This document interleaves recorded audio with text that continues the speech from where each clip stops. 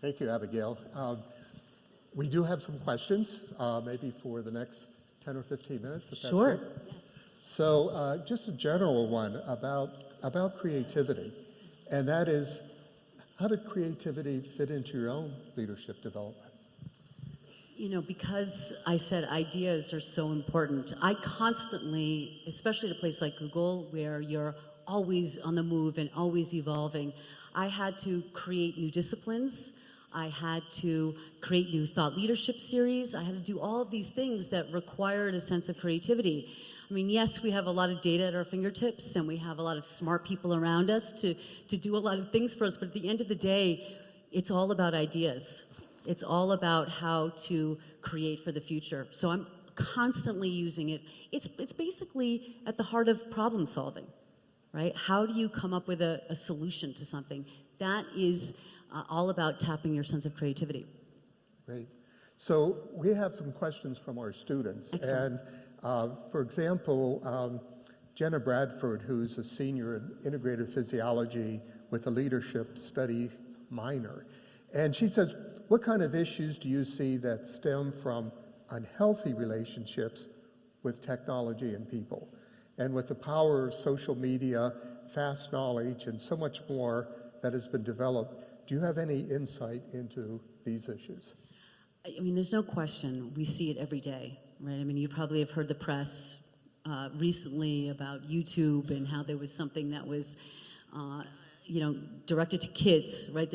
There always are going to be challenges with technology. My response to all of that is it's part of humanity to continually evolve. And since the dawn of time, right? Since the beginning of I talked about this, since the beginning of our history, we have leveraged and created technology, whether it was fire, or metallurgy, right? So you could use a fork and knife to eat, or the printing press, right? And continuing on to today, to cell phones and everything. There's always going to be a downside to these things. That's part of part of our reality.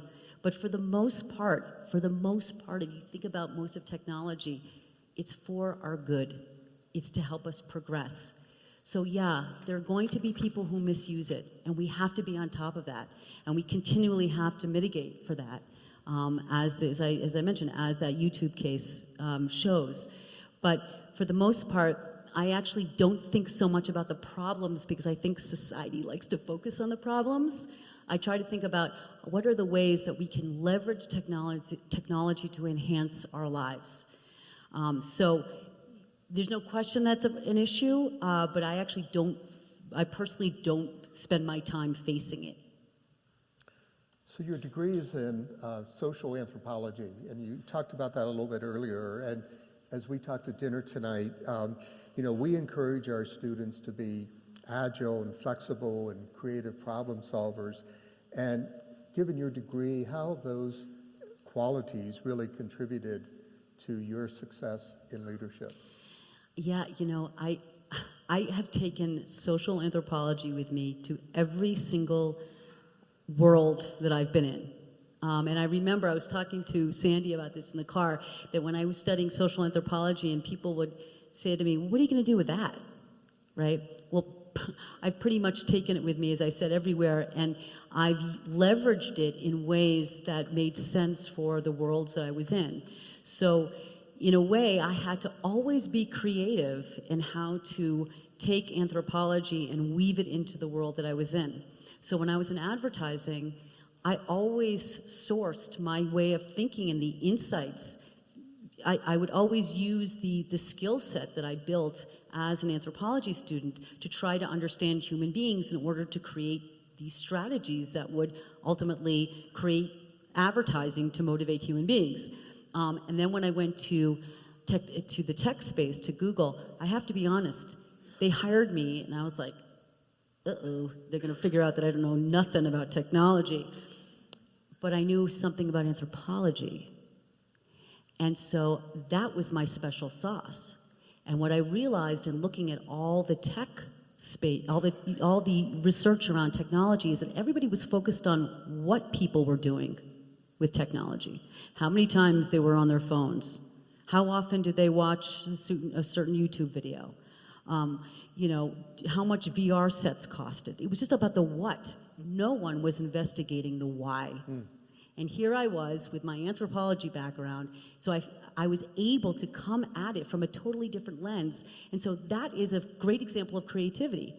Bridging these two worlds, anthropology, technology, and yet it was so necessary because I could finally help people understand what is so powerful, in positive ways, but also negative ways. What is so powerful about these technologies that we hold so dear, but sometimes don't even realize how important they are for us. Thank you. Yeah. So one of our students, Vivuka Riley, who's a senior psychology major, business minor, and leadership studies minor, very busy. Wow. Asked, what would you say was the hardest part of finding yourself as a leader throughout your career? And did you have a particular struggle being a woman in leadership, in a leadership position? Okay, those are two biggies. So I'll start with the first question. How did I figure out who I was? And you know what? I think I realized in some ways, and I just gave you this example of the technology example, I realized that even if I had some shortcomings in certain areas, that I had to value the talents that I did have. And I know that sounds kind of trite, but it's so true. Because I can't be something I'm not. But I do have something that I think is special and different. Even if it's weird, that's great, right? Because I took it with me to the bank. I took this weird anthropology thing with me to business and then to technology. So if you are in love with something and you're really good at it, keep that with you. Because even if it feels like, I can't adapt it to the world where I have to make money, that's not true, right? Or if you don't want to make money. But whatever, you can adapt your skill set and your talents and your passions and love to whatever you want to do. You just have to be creative. You have to look for the link. You have to find that connection. So I think that what allowed me to be confident in leading is that I knew what I was good at. Not all the time. It took me, I'm old now, right? It took me a while. But I figured, in some ways out of necessity, that if I'm good at this, there's got to be a reason why I have this gift. Let me take this gift to others. So that's number one. And then in terms of being a woman,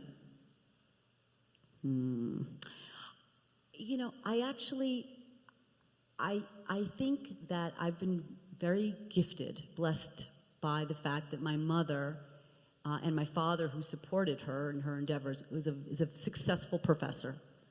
And so I didn't feel like I had to chart new territory because she had done that for me. So I had a role model ahead of me that kind of made me feel like, well, of course I gotta do it, female or not. And then I married someone who decided to become a screenwriter. And therefore, guess who was making the money? Me. So I had no choice. I had to be the one that was going to persevere in this big, bad world of business. And so I think, I didn't think about it too much. I just realized this is what I want to do and I'm going to do it. I'm going to have 3 kids. I'm going to be married. I'm going to live in Manhattan. I'm going to have a great job. I'm going to have a side hustle or 2 or 3 or 4. And I'm just going to do it. And, was there sexism along the way? Sure. But not to say I put the blinders up, because right now as a leader of men and women, it's very important for me that we have diversity and inclusion, no matter what gender you feel like you associate with. But I personally didn't let it stop me. And partly because I had these constraints. I had to push through. I had to make money. I had to take care of my kids. And so that kind of allowed me to just get there. That's great. So no one is immune from mistakes. And so let's talk a minute about mistakes and challenges that leaders face and how it helps them grow. And one of our students, Aaron Pobi-Wilo, who is a communication major and again leadership minor, studies minor, said, what are common mistakes that leaders make and how can leaders overcome these mistakes and grow? Well, I've made a lot of mistakes. So, and they're not easy. At Google we say, freedom to fail. No one wants to fail, really. No one does. but we do. I think one of the, so I have two answers to your question. I think the first answer is you got to embrace it, and you got to find the silver lining in it. I know that sounds kind of, like I said, woo-woo before. It is true. Some of the best things that have happened to me in my career and at Google have happened because I've said, there's a screw up. Like the tech stuff that we just went through, I'm sure there was a silver lining in that. Like maybe you felt sorry for me or something. But I have an example of just that. I was my second or third week at Google, and there was a tech screw up at Google. Yeah, I was presenting, and so because of the tech screw up, there was a delay. And because of the delay, the person who was speaking after me heard me speak and said, you know that anthropology thing you were talking about? Can we talk about that a little bit more? And that sparked the whole next 7 years worth of leadership studies that we did, thought leadership studies on humanizing digital, because of that screw up. So embrace it. Now, in terms of what do I think leaders don't do well sometimes? They don't listen. I know, again, one of these like age-old things, we don't listen to other people. We just hear what our brains are telling us, and we listen to ourselves talk. The more we can shut our mouths and listen to other people, as I'm yapping, right? The more we will learn. And we have to be open to other people's points of view and not shut them down. Even the people we don't like, those are the people who are actually going to make us smarter. And it's hard because I run teams and I hire all the time, and you kind of want to hire people who sound like you, think like you, look like you. It's very hard not to do that. You have to not do that. So Madeline Garrett, who's a freshman in our applied statistics and data science, and is also a member of the President's Leadership class. He's a freshman, wow. Yes. What tactics do you use to approach companies where bad behavior has been ingrained in the workplace culture? You know, it's not my place to recommend or change companies who haven't asked for my help. But what I can do is lead by example. And so if I see companies who I think need to evolve, what I often like to do is have them come to Google. Have them see what a collaborative environment is like.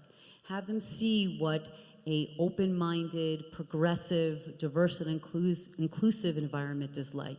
I think that's the only way. Again, there's kind of a theme here. It's like we can't talk at people. We can't lecture people.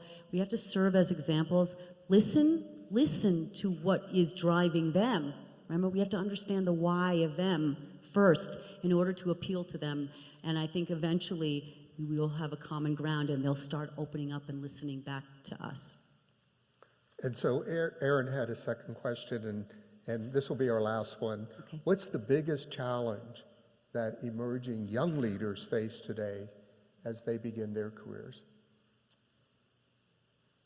Wow, that's a hard one. The people skills. I think we take that for granted. I certainly did. And I'm an extrovert, and I studied anthropology. And one of the things we talked about at dinner tonight was how at Google, the people skills, believe it or not, are extremely important. And we are performance reviewed based off of that. If we don't collaborate, if we don't work well with others, and this is not like a be nice in the sandbox kind of thing. This is like a business imperative. If you do not know how to collaborate with someone else, that means coming to a meeting of the minds, getting to consensus, figuring out how to move along, convincing others, you will not succeed. So I hope that young people, even though we're bound by our technology, which sometimes distances us from others, I hope that people remember that at the end of the day, why are we doing anything? Because we're a community of people. We're social beings, and it's all to benefit each other. So I just hope that we remember that this is all about working together and making things, ideas, services, solutions for one another. Thank you, Abigail. Thank you. Thank you.